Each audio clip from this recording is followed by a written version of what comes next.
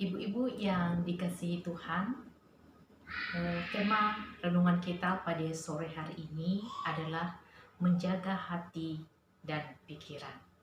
Menjaga hati dan pikiran. Saya baca bagi kita di dalam Filipi 4 ayat yang ke-8. Filipi 4 ayat yang ke-8 dikatakan begini. Jadi akhirnya saudara-saudara, semua yang benar, semua yang mulia, semua yang adil, semua yang suci, semua yang sedap didengar, semua yang disebut kebajikan dan patut dipuji, pikirkanlah semuanya itu. Satu lagi di dalam Amsal pasal 4 ayat yang ke-23, demikian firman Tuhan. Jagalah hatimu dengan segala kewaspadaan, karena dari situlah terpancar kehidupan. Ibu-ibu yang dikasihi Tuhan, setiap kita pasti pernah berpikir tentang segala macam hal di dalam kehidupan kita, dan mungkin kita juga pernah berpikir segala macam hal tentang orang lain. Pikiran itu hanya ada dalam dua bentuk, yaitu ada yang bersifat negatif dan yang kedua bersifat positif. Napoleon Hill pernah berkata, apa yang kita dapat dan kita percayai, maka kita dapat meraihnya. Artinya, pikiran itu sangat penting di dalam kehidupan kita. Sebagaimana Amsal katakan juga tadi, jagalah pikiran itu dengan segala kewaspadaan. Karena dari situlah terpancar kehidupan. Ibu-ibu yang dikasihi Tuhan, mengapa perlu menjaga hati? Mengapa kita perlu menjaga pikiran kita? Jawaban yang kita dapatkan di dalam bagian yang kita baca, yaitu di dalam Amsal tadi dikatakan, karena dari situlah terpancar kehidupan. Kalau hati kita, pikiran kita benar, pasti semua yang keluar dan terpancar dalam kehidupan kita adalah hal-hal yang baik. Kalau hati kita, pikiran kita benar, maka yang tercermin dalam kehidupan kita adalah semua yang positif. Sebaliknya, apabila hati kita dan pikiran kita dalam keadaan tidak beres, maka semua yang tercermin dalam kehidupan kita, semua yang keluar dalam hidup kita adalah sesuatu yang negatif. Ada ungkapan mengatakan, siapa kita adalah apa yang kita pikirkan. Sekali lagi, siapa kita adalah apa yang kita pikirkan.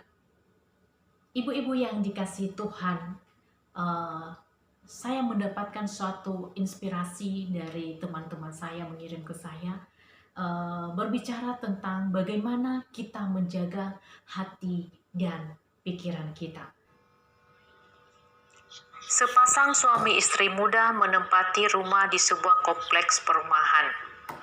Suatu pagi sambil sarapan, istri menatap keluar melalui jendela kaca dan melihat tetangganya sedang menjemur baju. Lalu istri berkata kepada suaminya, "Lihat Pak, cuciannya kelihatannya kurang bersih. Sepertinya dia tidak tahu cara mencuci pakaian dengan benar. Mungkin dia perlu sabun cuci yang lebih bagus." Suaminya menoleh tapi hanya diam dan tidak memberi komentar apapun.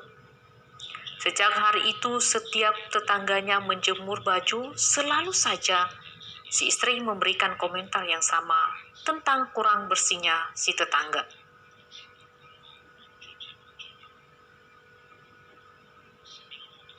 Seminggu berlalu, di pagi yang sama si istri heran melihat pakaian-pakaian dijemur tetangganya terlihat bersih cemerlang. Lalu si istri berkata kepada suaminya, "Lihat Pak, sepertinya dia telah belajar bagaimana cara mencuci dengan benar. Pagi ini cuciannya sudah bersih, mungkin dia melihat hasil cucianku yang bersih.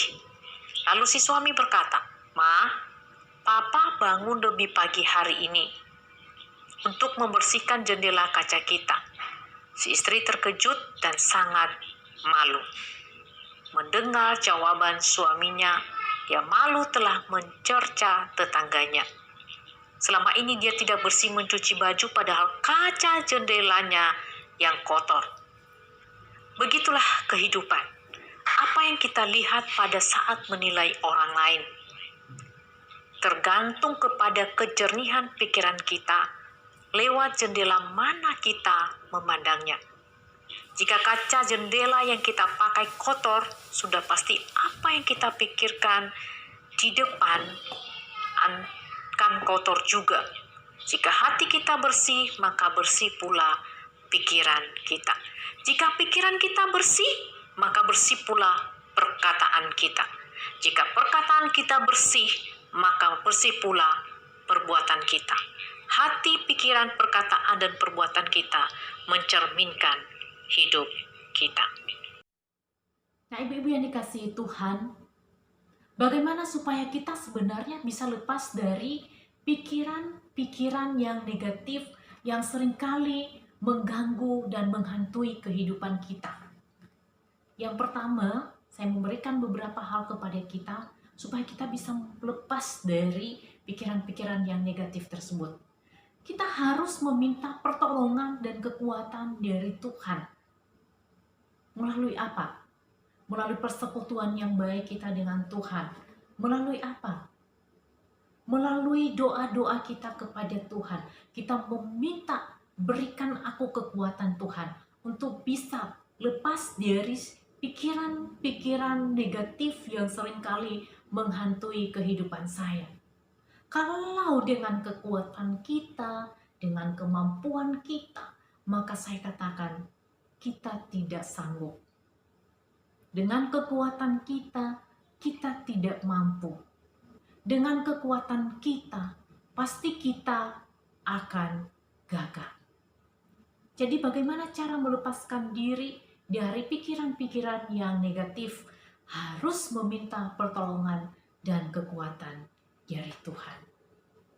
Yang kedua, ibu-ibu yang dikasihi Tuhan, buanglah semua pikiran-pikiran yang negatif yang membuat kita jatuh di dalam dosa.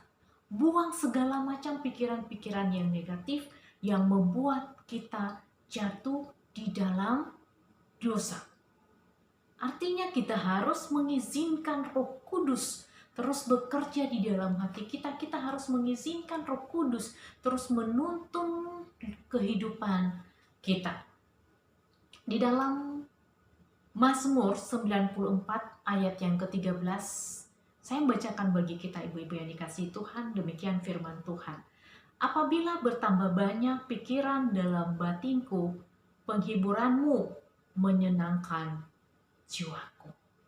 Artinya, seringkali kita melihat hal yang buruk terjadi di sekeliling kita. Kita biasanya cepat sekali berpikir negatif terhadap hal-hal yang buruk yang kita lihat tersebut.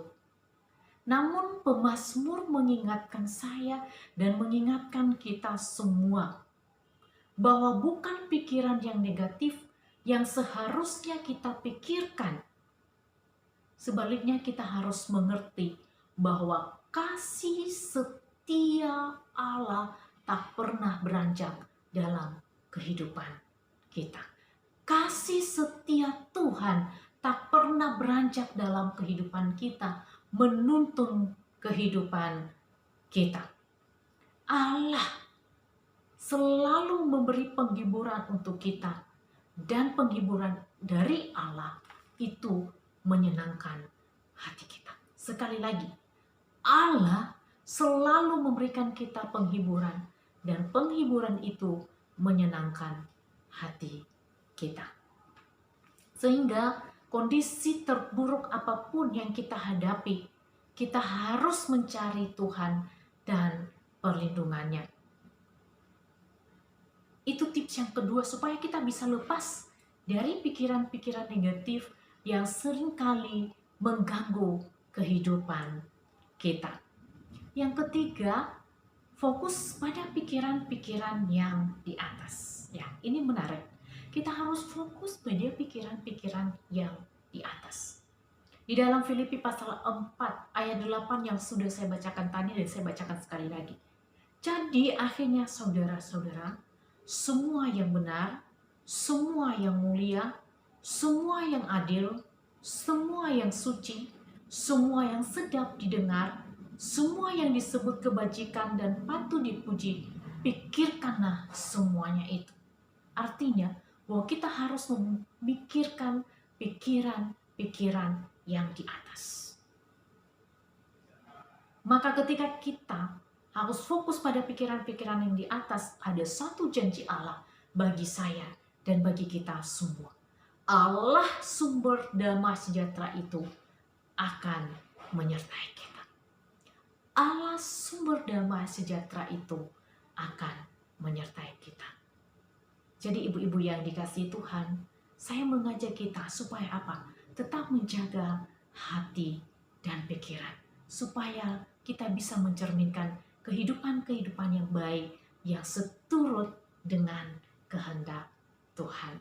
Tuhan Yesus memberkati kita semua.